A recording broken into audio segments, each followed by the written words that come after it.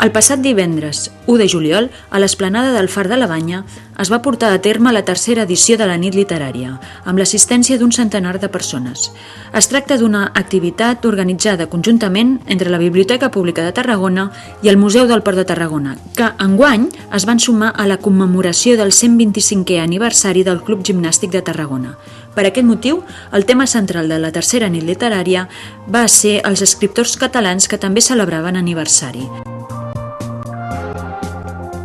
L'acompanyament musical, amb vibràfon i violí, va anar a càrrec de Francesc Martín i Gessamí Martín.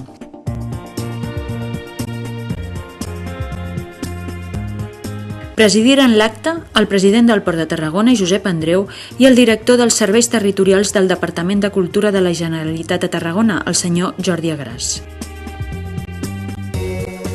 Les persones del club esportiu que donaren veu als escriptors foren Enric Pujol, coordinador de la comissió del 125è aniversari del Club Gimnàstic de Tarragona, Tere Ortega, periodista de Sempre Nàstic, de Tarragona Ràdio, Lluís Fàbregas, director general del Club Gimnàstic de Tarragona, Natàlia Banyó, exjugadora de bàsquet, Mai Ritanies, secretària general del Nàstic de Tarragona, i Àngel Brunet, escriptor i soci del gimnàstic.